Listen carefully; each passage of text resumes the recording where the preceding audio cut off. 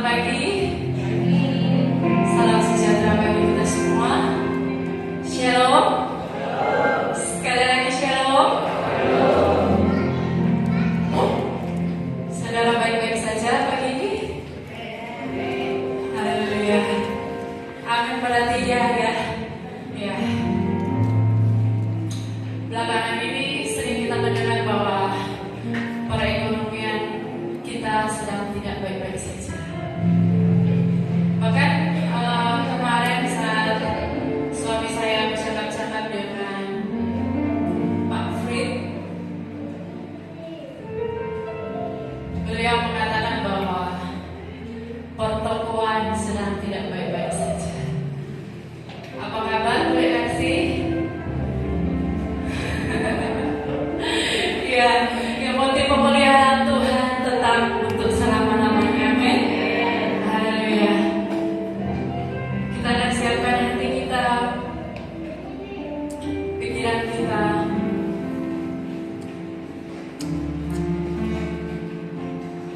Baik, sebelum kita lanjutkan, saya mengucapkan selamat datang kepada, mau bilang Bapak belum nikah ya. Semoga Kak Dokter menemukan jodoh di dalam gedung gereja ini. Saya kurang punya ponakan yang cantik Pak Dokter, nanti bisa kenalan lebih lagi. Iya. Selamat datang Pak Dokter, selamat memuji Tuhan bersama-sama dengan kami. Mari sedang jemaat Tuhan, kita siapkan hati kita. Walaupun dunia ini tidak baik-baik saja, namun saat pagi hari ini saya ingin mengajak saudara untuk bersyukur kepada Tuhan. Walaupun sulit untuk kita bersyukur, atau mungkin kita mulai kebingungan untuk mencari hal apa yang akan membuat kita bersyukur karena kesulitan menghidupi hidup kita.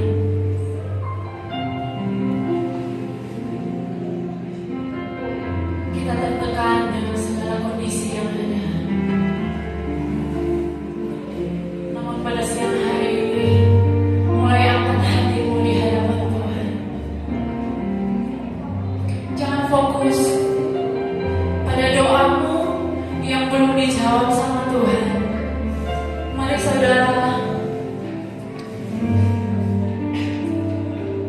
lihatlah sekelilingmu. Ada doa-doa yang tidak pernah saudara panjatkan, namun Tuhan kasih dalam hidup saudara. Beberapa waktu yang lalu, Tuhan mengizinkan kami untuk kami alami anak kami harus dirawat di rumah sakit. Di sana saya menemukan ada banyak orang tua yang menjerit, berdoa menurut keyakinan mereka untuk kesembuhan anak mereka. Bahkan di saat-saat tertentu mereka histeris, mereka mohon Tuhan.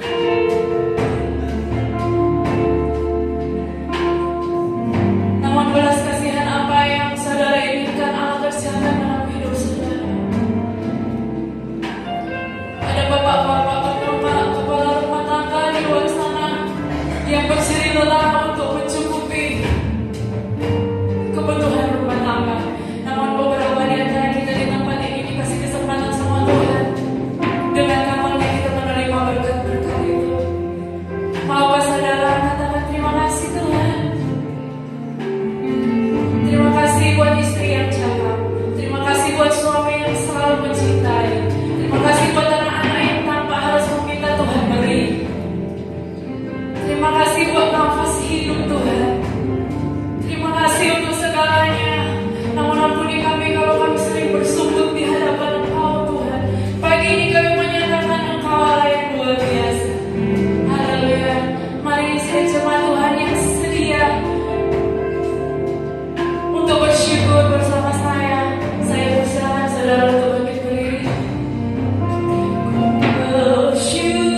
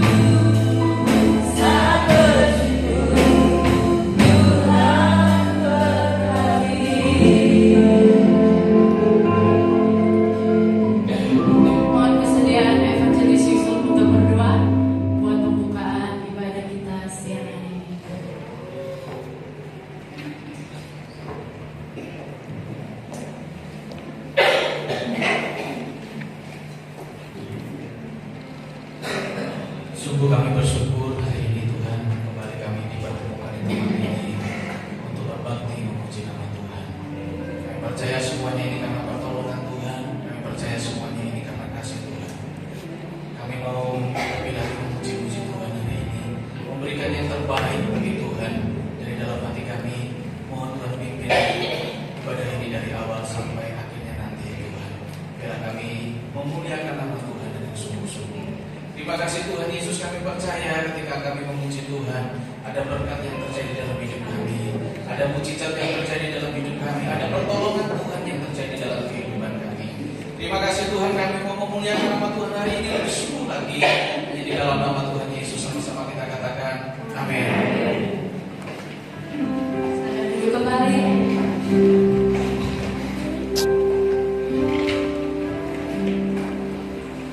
Masih dengan hati bersyukur, kita mau masuk dalam hadirat Tuhan.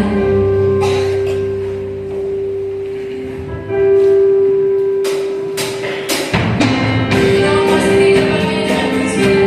Amin. Masuk di dalam hadirat Tuhan, alamanya dalam pujian. Lagu hari ini hanya Tuhan.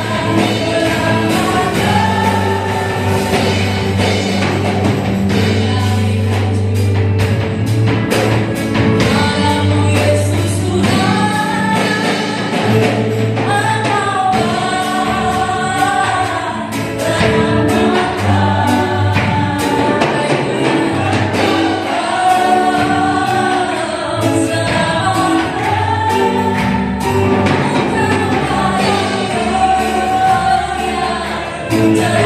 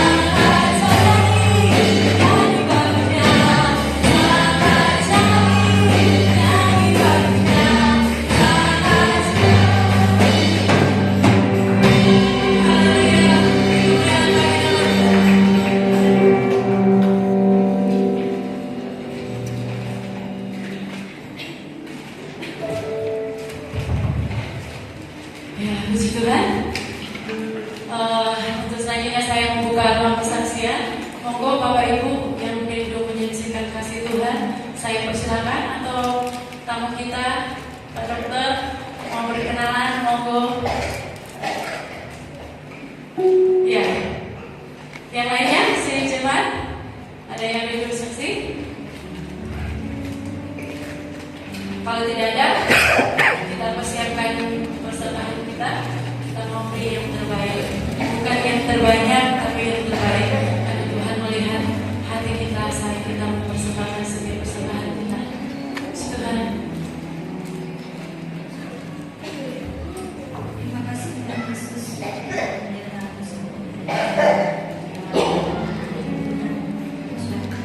Pujian Tuhan kami di hadapan Tuhan. Pujian Tuhan yang kami naikkan dan mengabulkannya kami. Sebentar kami akan berikan persembahan bagi Engkau Tuhan. Kami berkati setiap tanah kami yang memberikan kepada Engkau Tuhan. Dari kecil maupun besar persembahan kami. Kami yang luar biasa. Tuhan Yesus. Berikan kali pada setiap kehidupan kami. Kami yakin percaya bahwa dalam setiap kehidupan kami saat ini Tuhan. Terima kasih Tuhan, terima kasih Engkau berkati setiap persembahan kami ini Tuhan. Dan di dalam nama Tuhan kami Yesus Kristus. Haleluya. Persembahan di sana kita tumpah dengan puji. Haleluya, memuji Tuhan. Haleluya.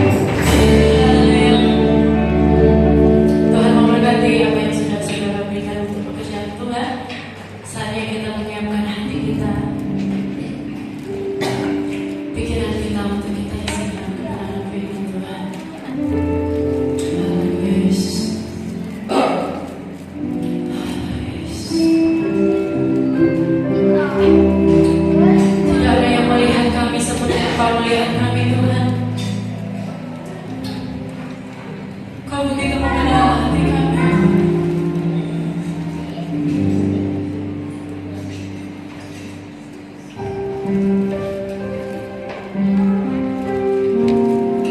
Bahwa kami itu melebihi dekat dengan Engkau, Tuhan. Melebihi lagi dekat dengan Engkau, Tuhan. Dekat kami dengan kasih-Mu, Tuhan. Karena kami sungguh sadar, Tuhan. Hanya Engkau saja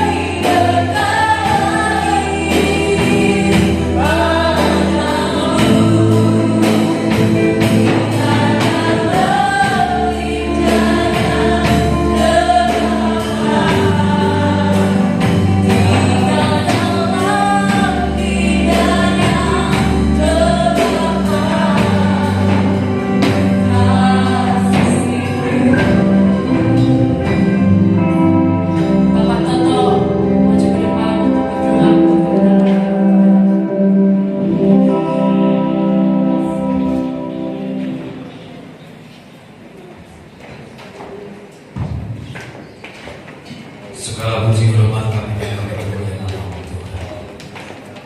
Allah yang luar biasa, Allah yang baik bangsa, Allah yang senantiasa menguliakan segala bentuk kesulitan kami.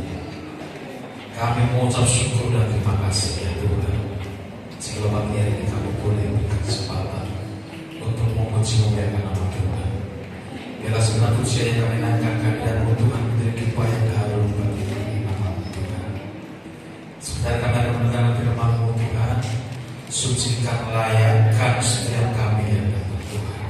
Ampuni kami, lebih Kau sucikan hidup kami, sehingga firman-Mu boleh tertanam dalam kehidupan kami, mampu merubah segala hidup kami untuk semakin sesuai dengan kehendak Allah dan menyenangkan hati Tuhan. Terima kasih Tuhan Yesus. Kami sambut firman-Mu dalam nama Tuhan Yesus Juru Selamat kami. Haleluya. Amin.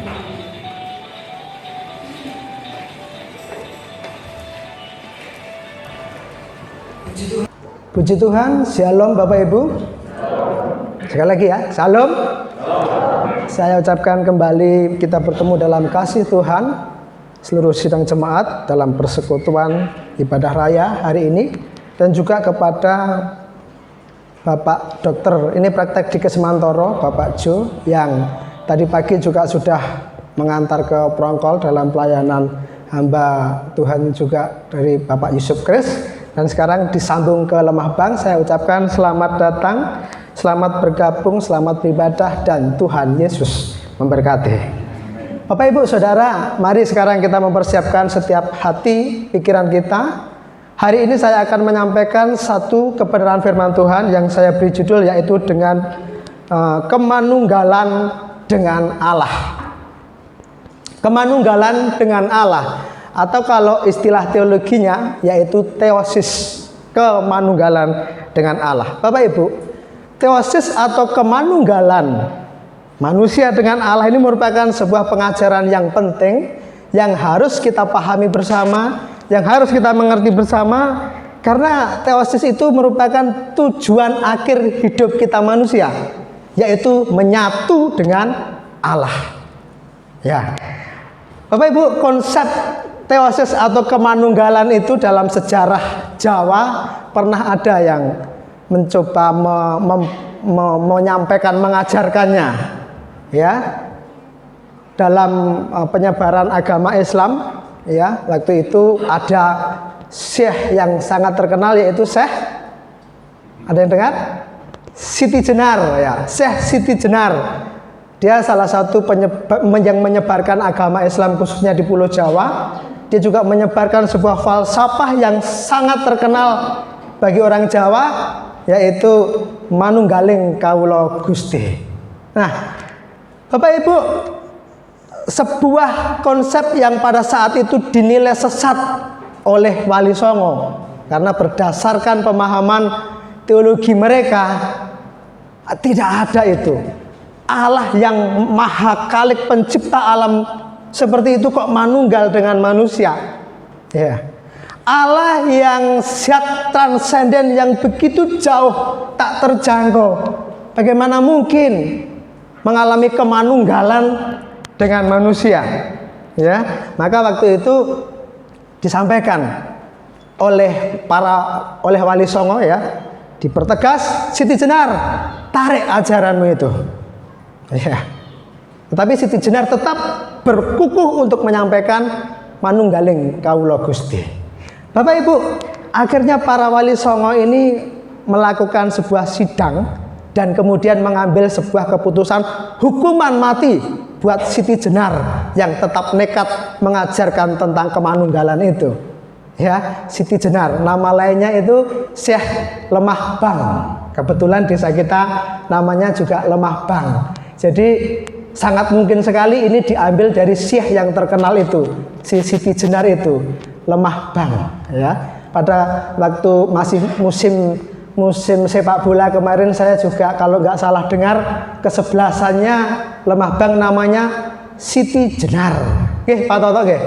Ya, saya sempat mendengarkan ini Pak Toto ini salah satu pemain dari Siti Jenar kesebelasan Lemah Bang. Kalau saya sebagai pengamat menilai tendangannya sih yes, yes, Tapi pergerakan tanpa bolanya, ya, pergerakan tanpa bolanya karena usia atau karena badan nggak tahu kurang langsing, kayak mandor bangunan, nunggu bal nak teko. Tapi saya waktu itu mendengar sebuah nama kesebelasan yaitu Siti Jenar, Lemah Bang. Itu memang julukan lain dari Syekh itu, Syekh Lemah Bang atau Lemah Brit, ya. Saya nggak tahu, ya Siti itu lemah, tetapi sebenarnya kata Jenar itu kuning sebenarnya. Tapi maksudnya yang jelas Siti Jenar itu juga punya julukan lain yaitu Lemah Bang, Syekh Lemah Bang. Ya, Bapak Ibu, kembali kepada yang disampaikan oleh konsep kemanunggalan itu. Bapak Ibu, bagi mereka itu sebuah kesesatan, nggak mungkin. Tetapi sebenarnya sangat didukung di dalam Alkitab apa yang disampaikan itu. Ya kayak salah kamar ini. Ya, kalau di dalam Alkitab betul-betul kuat tentang kemanunggalan itu punya dasar-dasar yang kuat. Bagi mereka sebuah kesesatan. Bagaimana mungkin zat yang tak terjangkau, yang transenden, yang sangat jauh itu bisa manunggal dengan jasmani manusia yang hina seperti ini. Tetapi kita bersyukur melalui inkarnasi Yesus. Ya, kita bukan, Allah kita bukan hanya Allah yang transenden, bukan hanya Allah yang jauh, yang tak terjangkau, tetapi Dia juga Allah yang imanan, Allah yang dekat, Allah yang berkenan menyatakan dirinya kepada kita, Allah yang berkenan mendekatkan dirinya kepada kita, sehingga teosis atau kemanunggalan Allah dengan manusia sangat bisa terjadi. Mari kita lihat Filipi pasal 2 ayat yang ke-6. Filipi pasal 2 ayat yang ke-6.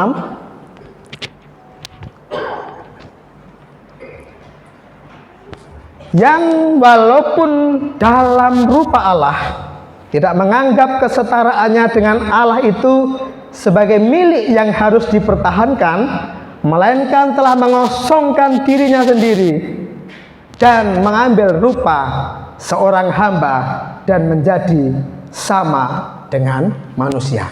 Dia Allah tetapi mengosongkan diri.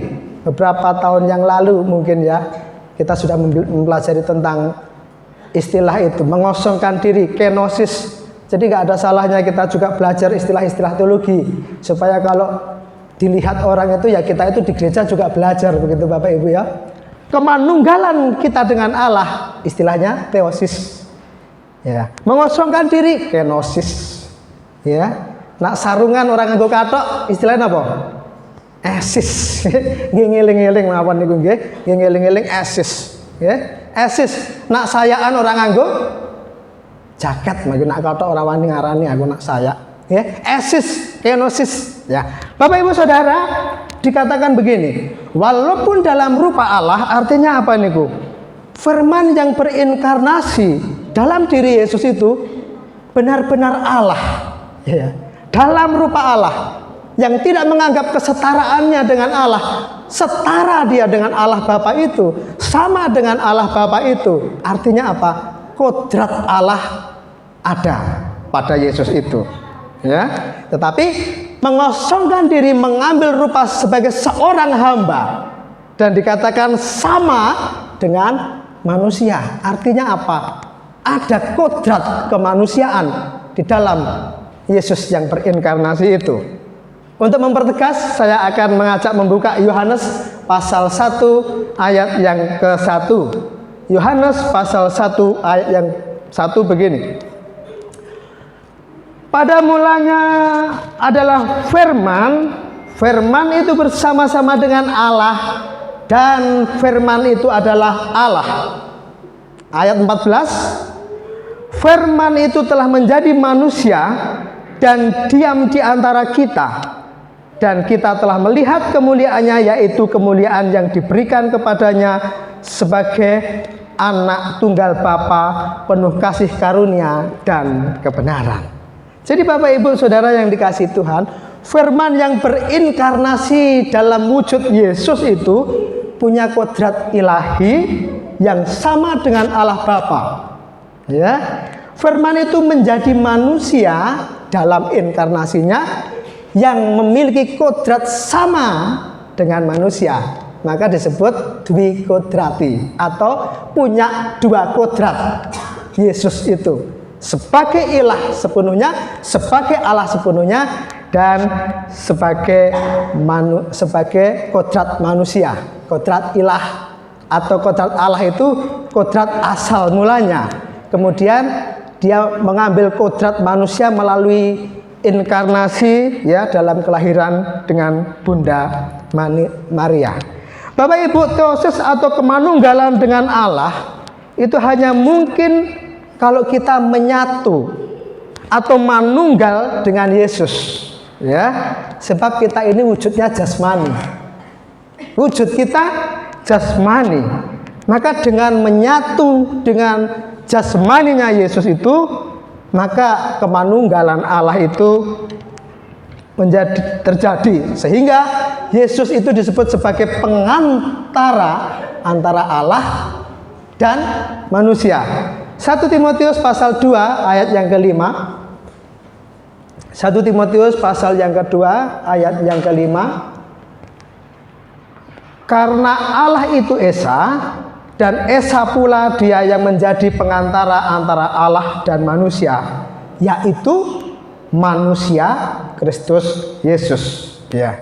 Mengapa Yesus menjadi satu-satunya pengantara?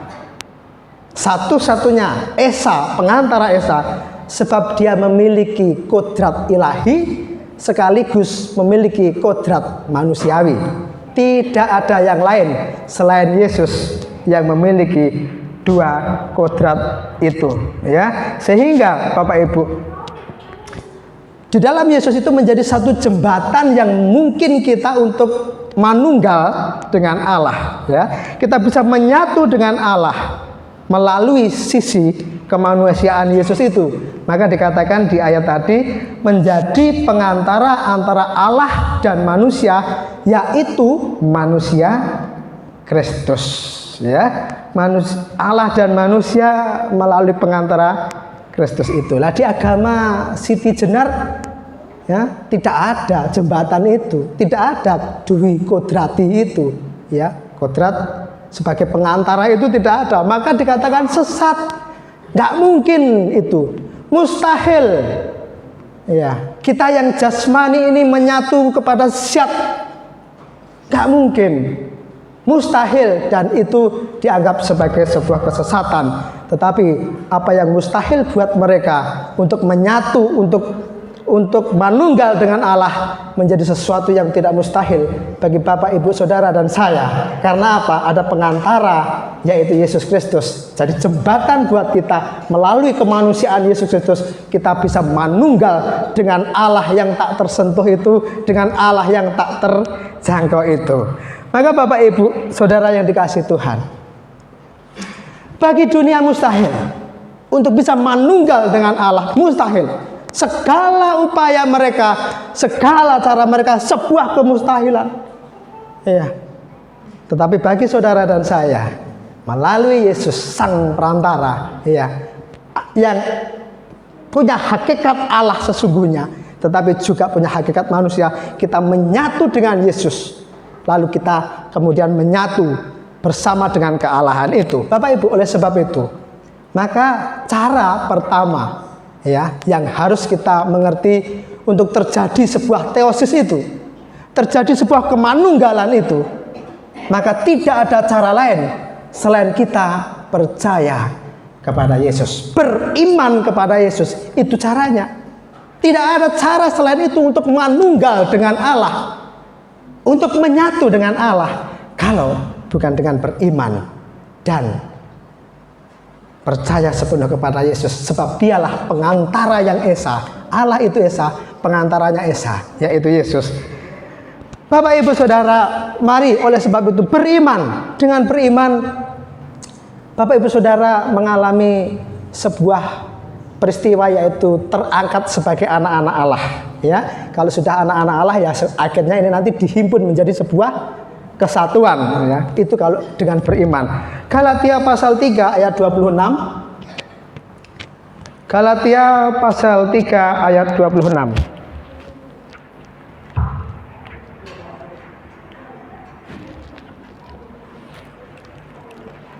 Sebab kamu semua adalah anak-anak Allah karena iman di dalam Yesus Kristus. Ya Bapak Ibu, dengan beriman, yang semula kita adalah orang-orang yang tersesat, orang-orang yang tidak jelas, tetapi melalui iman kita semua menjadi anak-anak Allah, ya, bisa bersatu sebagai keluarganya Allah. Karena ini disebut sebagai anak. Ayat 27. Karena kamu semua yang dibaptis dalam Kristus telah mengenakan Kristus. Bapak Ibu Saudara, kita percaya bahwa ketika upacara pembaptisan terjadi secara misterion, ya. Misterion itu nama lain dari sakramen. Kalau sakramen kan bahasa Latin, sementara misterion itu bahasa Yunani. Jadi sakramen itu sama dengan misterion. Misterion itu adalah apa? Sebuah peristiwa, terjadi sebuah peristiwa yang tak terlihat oleh mata, hanya bisa dilihat oleh iman. Ya, pada saat kita percaya dan dibaptis, maka ada sebuah peristiwa misterion yang hanya bisa dilihat oleh iman, yaitu kita mengenakan Kristus.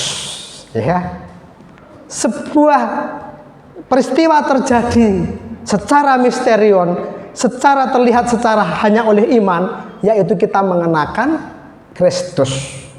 Tapi Pak, itu kok yang disalib sebelah Yesus itu kok nggak perlu baptis? Nah, itu kasus khusus saja, bukan menjadi sebuah contoh umum. Contoh umum apa? Percaya dan dibaptis, maka kita akan mengalami satu peristiwa secara iman tanpa kasat mata, secara misterion, yaitu mengenakan Kristus. Nah, Bapak Ibu Saudara, mengenakan Kristus di sini berarti terjadi sebuah teosis tadi. Ya kan? Kalau kita mengenakan Kristus itu berarti ada sebuah kemanunggalan kita dengan Allah. Ya, kita kenakan Kristus berarti terjadi sebuah teosis, kemanunggalan, sehingga kita bisa berkata bahwa sebab aku hidup, bukan lagi aku yang hidup sendiri, melainkan Kristus yang hidup di dalamku. Seperti apa yang disampaikan oleh Paulus dalam Galatia. Coba kita lihat ya. Galatia pasal 2 ayat 20. Namun aku hidup, tetapi bukan lagi aku sendiri yang hidup, melainkan Kristus yang hidup di dalam aku. Teosis ini, kemanunggalan ini. Dan hidupku yang kuhidupi sekarang di dalam daging adalah hidup oleh iman dalam Anak Allah yang telah mengasihi aku dan menyerahkan dirinya untuk aku. Inilah teosis itu. Inilah kemanunggalan itu. Paulus mengalami teosis itu, kemanunggalan itu. Ketika Paulus bertobat dan dia beriman, ya, kepada Kristus, ya, dia tinggalkan imannya yang lama, kemudian dia beriman kepada Kristus lalu dibaptis. Ada sebuah kemanunggalan dengan Allah yang dialami oleh Paulus. Sehingga dia berkata, namun aku hidup, tetapi bukan lagi aku sendiri yang hidup, melainkan Kristus yang ada di dalamku. Ini Paulus. Sehingga Paulus mengalami kemanunggalan itu. Terjadi di dalam diri Paulus seperasaan dengan Allah. Kalau manunggal seperti itu, ya apa yang disukai oleh Paulus juga apa yang disukai oleh Allah. Perasaannya Paulus seperasaan dengan Allah. Ya. Ketika dia melakukan sesuatu, kesenangannya adalah sesuatu yang menyenangkan hati Tuhan. Itu kalau terjadi kemanunggalan. Semakin tinggi prosentase kemanunggalan kita, semakin kita sepikir, seperasaan, sekehendak dengan Allah.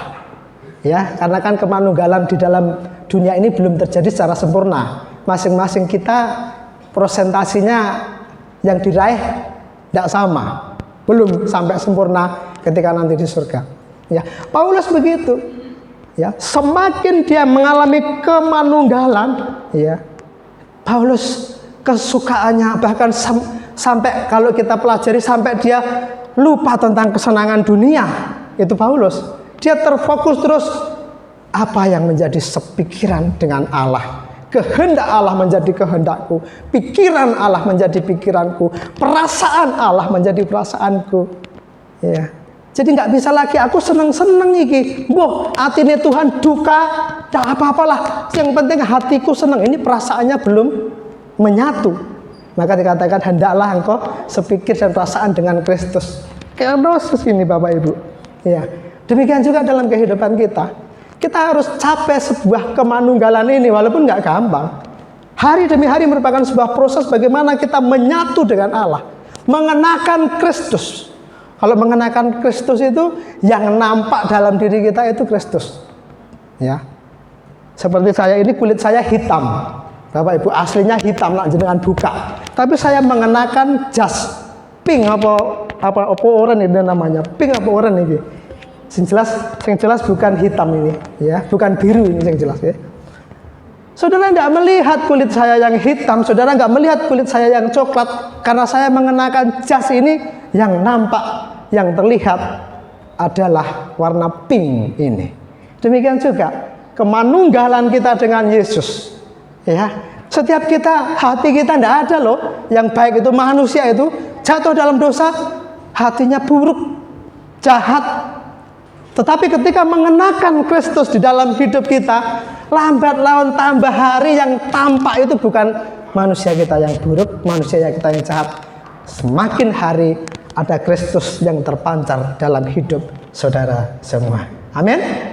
Ada sifat-sifat Kristus yang masuk, yang kita kenakan, sehingga sifat-sifat manusia ini tergerogoti atau apa ya? Ya. Semakin tergerus, ya, sehingga Kristus yang semakin nampak. Karena apa? Kemanunggalan atau teosis itu mengenakan tubuh Kristus. Pertama apa caranya? Beriman dan dibaptis. Tidak ada cara lain selain beriman kepada Kristus. Barang siapa yang mau ke Bapa, tidak ada seorang pun yang sampai ke Bapa kalau tidak melalui Yesus. Itulah satu-satunya perantara untuk terjadi teosis yang menurut mereka mustahil. Karena Yesus satu-satunya yang punya dwi kodrati itu, yang menjadi perantara bagi kita. Bapak Ibu, itu yang pertama. Lalu kemudian yang kedua, bagaimana supaya teosis itu terjadi adalah, mari kita lihat di dalam Yohanes pasal 15 ayat yang kelima.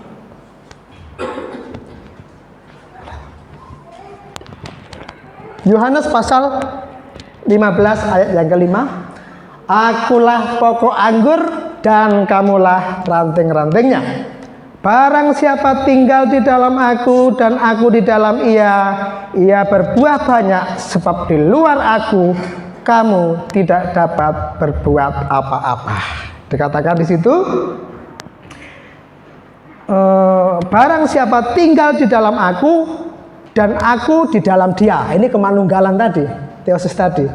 Jadi tugas kita di sini apa? Tinggal di dalam Yesus. Ya, kalau kita tetap tinggal di dalam Yesus, maka Yesus akan tinggal ke kita. Terjadi kemanunggalan, terjadi teosis tadi.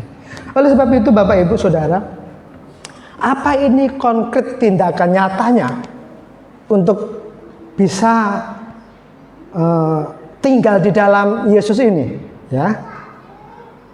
Yang konkret yang bisa kita lakukan apa ini untuk mewujudkan tinggal di dalam Yesus ini?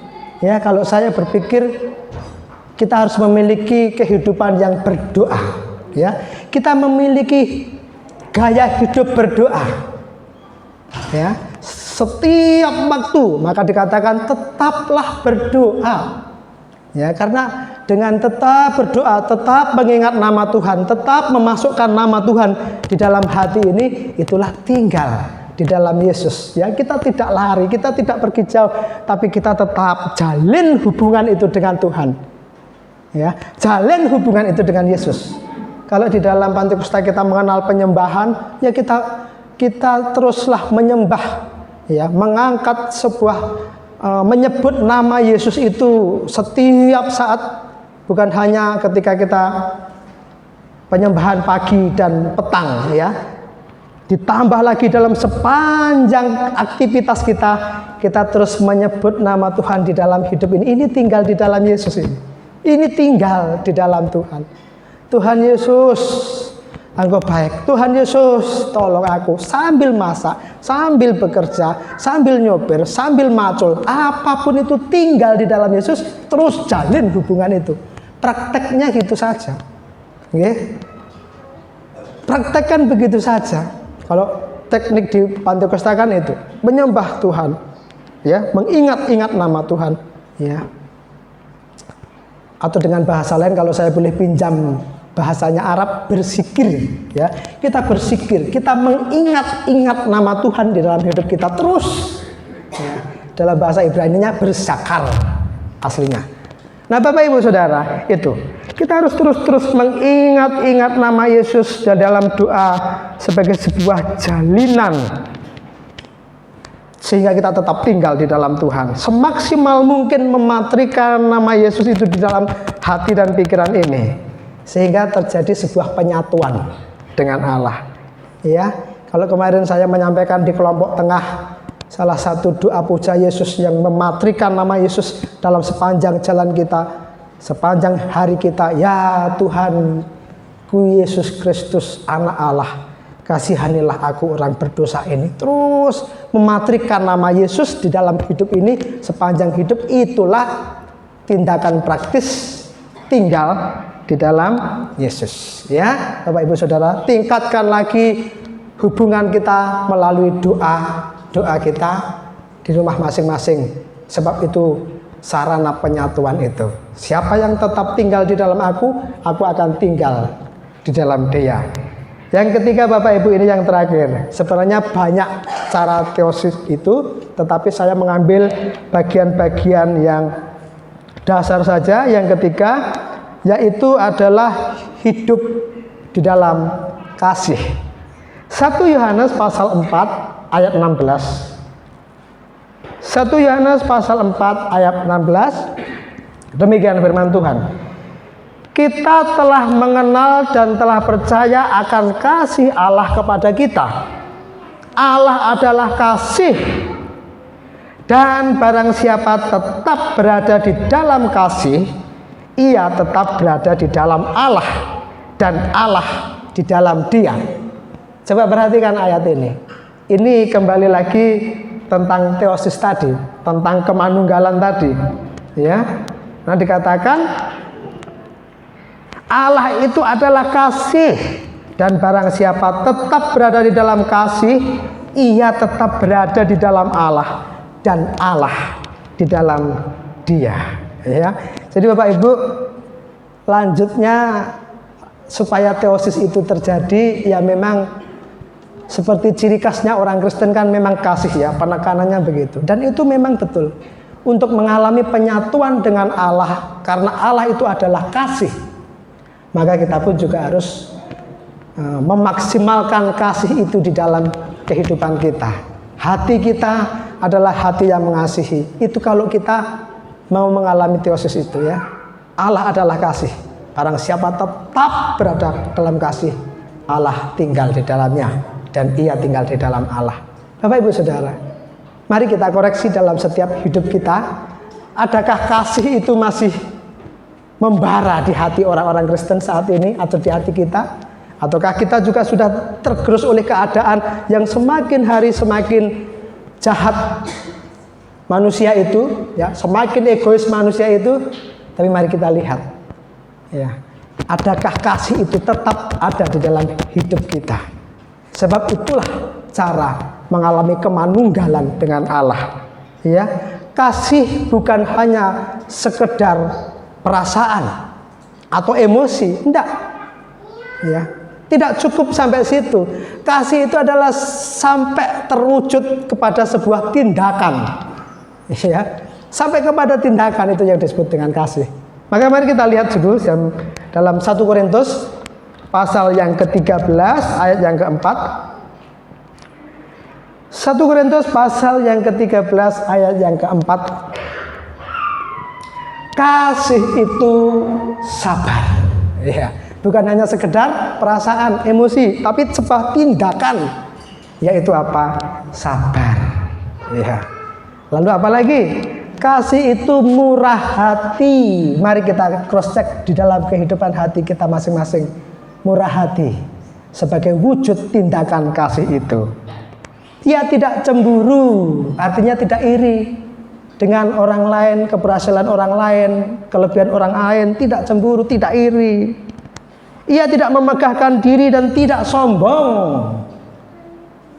Ya, kasih itu tidak sombong, tidak memegahkan diri, tidak menyombongkan kecantikanmu, kegantenganmu, kekayaanmu, pekerjaan kedudukanmu, kepandaianmu. Kasih tidak sombong, harus kepada sebuah tindakan, bukan hanya sekedar perasaan, emosi, tapi terwujud dalam tindakan. Sekalipun kita punya kelebihan, tidak sombong. Ya, punya kelebihan dibanding yang lain, tidak sombong, tidak memegahkan diri. Lalu dia katakan lagi apa? Ia tidak melakukan yang tidak sopan dan tidak mencari keuntungan diri sendiri. Tidak egois, tidak mementingkan diri sendiri. Lanjut apa? Ia tidak pemarah. Ya, kalau marah itu semua orang bisa. Ya, dalam 2 hari ini aja saya marah. Ada sesuatu yang membuat saya marah, tapi bukan pemarah. Ya, harusnya kan pemarah itu tukang marah. Gitu.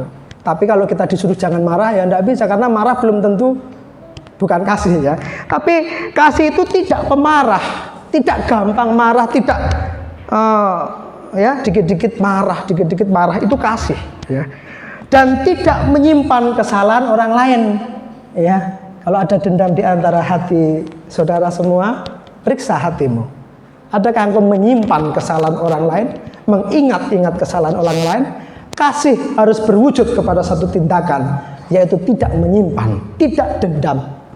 Ya, tidak menyimpan kesalahan orang lain. Semua kita manusia punya keterbatasan, bisa salah. Ya, maka kita tidak berhak untuk dendam, menyimpan kesalahan dari orang lain. Itu kasih. Ia tidak bersukacita karena ketidakadilan, ya. Tetapi karena kebenaran bersukacitanya. Ya. Ia menutupi segala sesuatu. Maksudnya apa nih? Menutupi. Kalau ada aib orang tetangga, teman, jangan jadi corong, jangan jadi malah menyebarkan berita-berita aib, berita buruk, berita jelek. Dia tutupi. Kalau kasih itu harus diwujudkan pada apa? Menutupi. Ya. Yang dimaksud di sini menutupi ini menutup aib, menutup keburukan orang lain. Ya, karena sebenarnya semua orang ini tidak usah sok benar lah, ada masing-masing aib sendiri. Hanya saudara yang belum dibuka aibnya itu karena kasih kemurahan Tuhan saja, belum disingkapkan, belum dibuka. Ya, kalau dibuka, semua kita itu punya sesuatu yang tersimpan. Ya, makanya kalau ada teman saudara yang aibnya terbongkar, aibnya naik ke permukaan, ya tidak pantas anak-anak Tuhan yang harusnya punya ciri khas kasih itu punya mulut ember, punya mulut corong, ya. Tapi kita harus menutupi hal-hal yang demikian. Lalu apa? Percaya segala sesuatu, artinya apa, Bapak Ibu? Ada sebuah pengharapan, ya. Percaya ini bawahnya ada ini, mengharapkan segala sesuatu, tidak mudah putus asa. Kasih berwujud tindakan seperti itu, tidak mudah putus asa dalam segala keadaan. Makanya disebut juga sabar menanggung segala sesuatu. Artinya apa? Ya, yang terjadi dalam kehidupan kita itu kan tidak semuanya seperti selera kita, Seringkali yang saya jalani juga bukan sesuatu yang enak ku tanggung, tetapi harus sabar menanggung segala sesuatu yang harus kita lakoni, yang harus kita jalani. Sebab itulah wujud dari kasih itu, ya. Berarti Bapak Ibu Saudara, kasih itu bukan hanya emosi seperti lagu-lagu pop itu loh, berbunga-bunga perasaan seperti itu. Tidak cukup sampai di situ. Ya memang harus dimulai dengan hati yang mengasihi. Emosi itu memang harus tertanam, tapi tidak ada efeknya kalau nggak sampai terwujud kepada hal-hal yang sudah kita baca tadi. Ya, tidak sombong, ya, tidak iri hati, ya, tidak pemarah, tidak menyimpan kesalahan orang lain. Harus terwujud, itulah kasih. Barang siapa yang tinggal di dalam kasih itu, dia mengalami teosis. Allah itu kasih. Barang siapa yang tinggal berada di dalam kasih, Allah berada di dalam dia. Dia berada di dalam Allah. Saudara rindu untuk meningkatkan kasih? Amin. Kasih itu ciri khas Kristen loh. Ya, tapi seringkali berjalannya waktu, keadaan, situasi itu tergerus.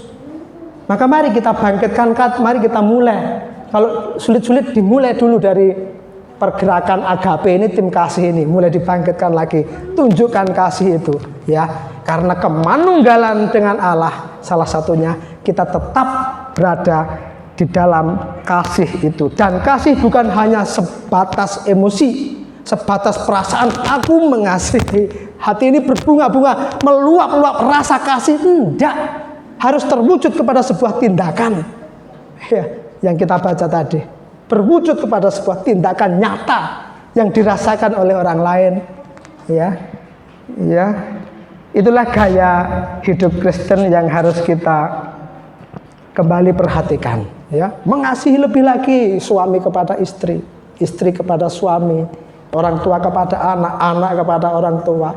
Mengasihi lebih lagi kepada tetangga, ya, kepada orang-orang bahkan di luar Tuhan. Tetap, ya, kita jaga, pelihara terus itu. Perhatikan bagaimana hatimu. Adakah kasih itu? Baik kepada sesamamu, seiman, maupun tetangga kanan kirimu. Masihkah ada kasih itu? Ciri khas orang yang tinggal di dalam Yesus, kasih. Kasih itu akan terus meluap dari hati ini. Karena Allah itu kasih, ya. Allah kasih yang manunggal, yang menyatu dengan kita, tidak bisa tidak.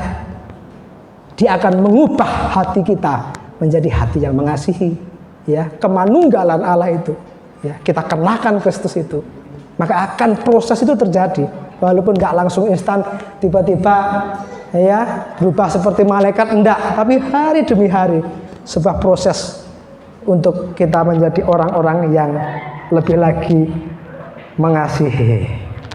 Bapak Ibu Saudara, memang dalam hidup ini semuanya adalah proses. Ada kalanya kita jatuh bangun itu sesuatu yang memang harus, ya, biasa terjadi. Seperti kemanunggalan dengan Allah itu pun juga proses, ya.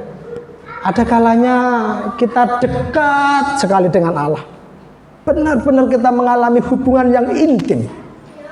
Tapi perjalanan waktu ini kadang kita geser, ya, kita keluar seolah-olah seperti anak ayam yang menyendiri, yang keluar dari induknya, ya. Tapi kita harus belajar dari itu semua, ya. Kita harus belajar dari setiap kesalahan-kesalahan kita untuk kita kembali lagi mengalami kemanunggalan, bersatu dengan Allah, ya. Proses teosis itu terus terjadi sampai nanti sempurnanya kalau udah di surga, ya. Di sana kita udah sempurna, benar-benar manunggal dengan Allah, bersatu. Sekarang ini Bapak Ibu, kita mari tingkatkan prosentase kemanunggalan kita dengan Allah, ya. Satu dengan yang lain, tingkatan kemanunggalan itu beda. Kalau saya mau terjemahkan secara sederhana, ya, seperti Paulus begitu manunggalnya dengan Kristus, kayak gitu hidupnya. Begitu pula kita. Semua kita belajar untuk mengalami kemanunggalan itu dengan Allah. Dan saya ingin sampaikan dalam penutup khotbah saya pagi hari ini, bahwa kemanunggalan itu sangat dirindukan oleh Yesus, ya.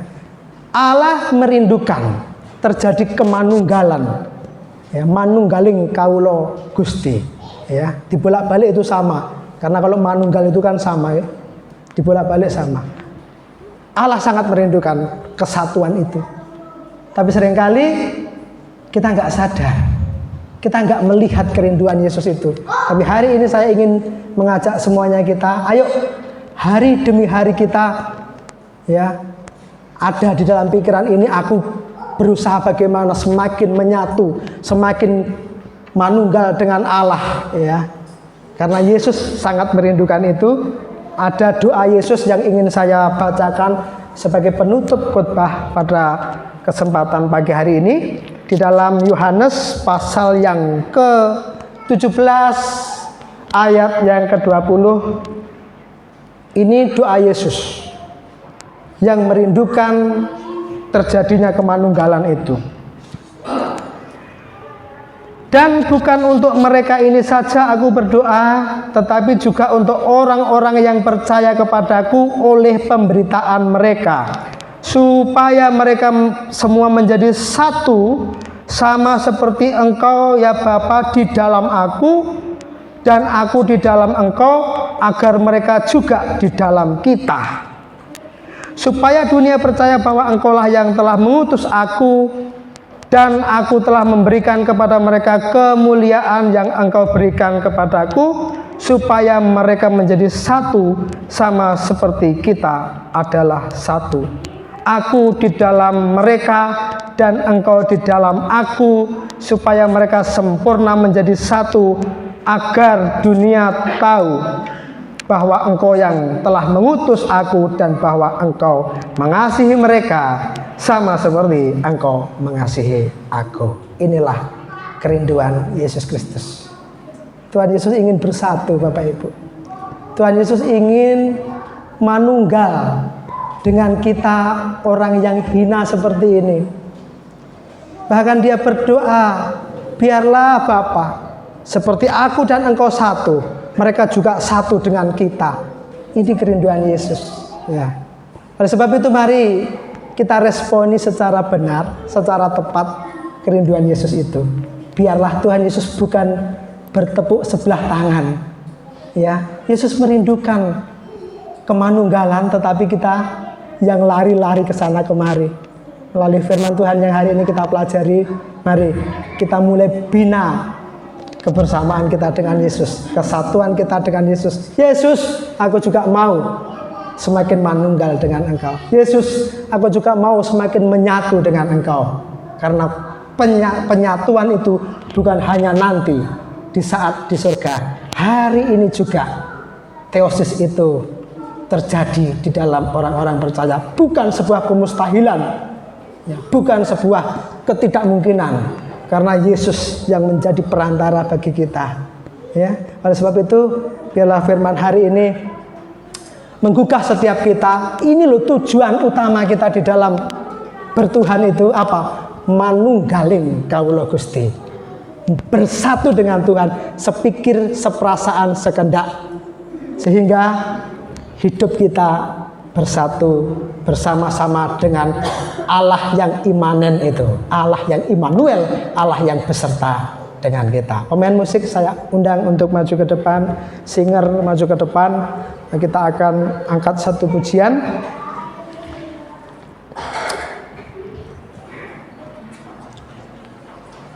Bapak Ibu Saudara, mari jangan biarkan firman berlalu, tetapi menggugah setiap kita. Garis bawahi betapa Allah Yesus itu merindukan kesatuan itu terjadi, kesatuan sesama orang-orang percaya dan juga kesatuan kita dengan Allah, ya. Kemanunggalan kita dengan Allah. Oleh sebab itu mari, ya, berupaya, berusaha dalam setiap hari-hari kita, sepanjang hari-hari kita di rumah kita, mari kita wujudkan bagaimana supaya semakin menyatu dengan Allah, ya. Yang pertama dengan firman yang kita terima tadi mengatakan bahwa kita beriman kepada Yesus, karena dialah satu-satunya perantara. Tidak ada seorang pun bisa datang kepada Bapa kalau bukan melalui sang perantara Yesus itu. Lalu tinggallah di dalamnya doa. Perhatikan kehidupan doamu. Koreksi kehidupan doamu. Apakah engkau terus mengingat-ingat Yesus itu dalam hati dan pikiranmu? Karena barang siapa tetap tinggal di dalam aku akan tinggal di dalamnya. Koreksi doamu dan doaku. Gaya hidup doa, koreksi untuk kita mengalami kemanunggalan dengan Kristus Allah. Lalu kasih, mari sekali lagi koreksi di hatimu.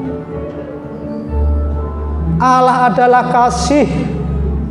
Barang siapa tetap berada dalam kasih, maka Allah ada bersama dia dan dia bersama Allah. Kemanunggalan, kasih menjadi sesuatu ciri khas kita yang mungkin sudah banyak terabaikan. Tapi mari kita mengalami kemanunggalan ini dengan kasih. Tingkatkan kasihmu kepada orang tuamu, kepada anakmu, kepada suamimu, kepada istrimu, bahkan kepada tetangga kanan kirimu. Kita punya Allah yang kasih. Kita harus pancarkan itu, kita harus kenakan itu dalam kehidupan kita. Kenakan Kristus, sehingga kita hidup bukan aku hidup oleh diriku sendiri, melainkan Kristus yang ada di dalamku.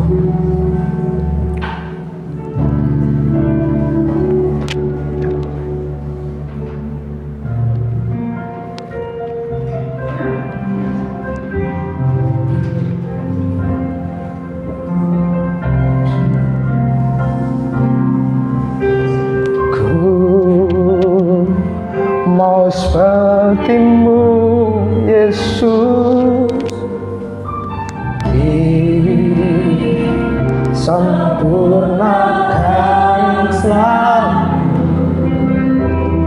dalam segenap jalanku, memuliakan namamu. Mau sepertimu Yesus,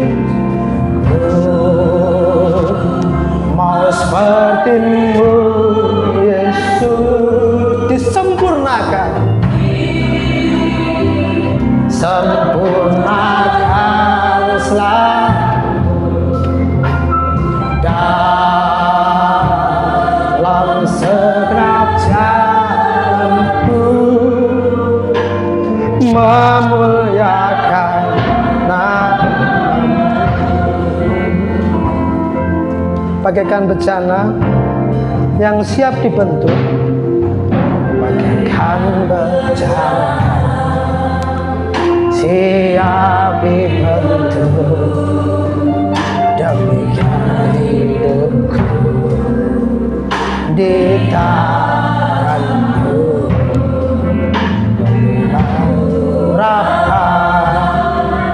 Kuasa rohku ku dibaharui selalu, jadikan ku Allah dalam semuaku. Bila hidupku di tanganmu,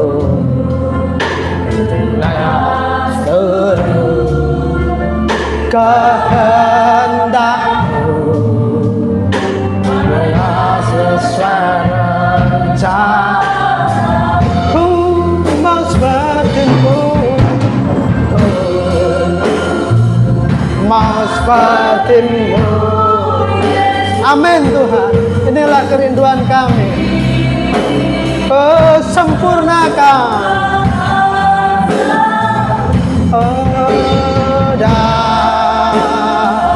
dalam segenap jalan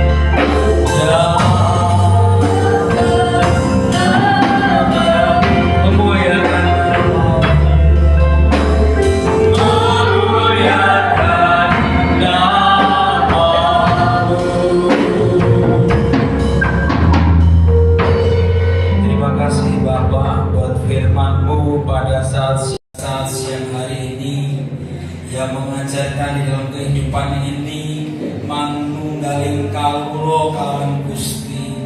Inilah yang Kau kehendaki dalam hidup ini, agar kami bisa bersatu dengan Engkau. Oleh sebab itu melalui didikan firman-Mu pada saat siang hari ini, kiranya firman-Mu ini boleh tertanam di dalam hati kami, dan firman ini akan kami lakukan untuk kami terus berusaha manunggal dengan Engkau dengan penuh kasih, dengan penuh rahmat-Mu. Terima kasih Tuhan atas segala berkat firman-Mu pada siang hari ini boleh menjadi kekuatan bagi kami. Terima kasih, dalam nama Yesus kami berdoa dan ucap syukur. Haleluya. Amin. Haleluya. Nama Tuhan. Kita sudah mendengar firman Tuhan. Saatnya kita pengumuman gereja atau Pawatos gereja.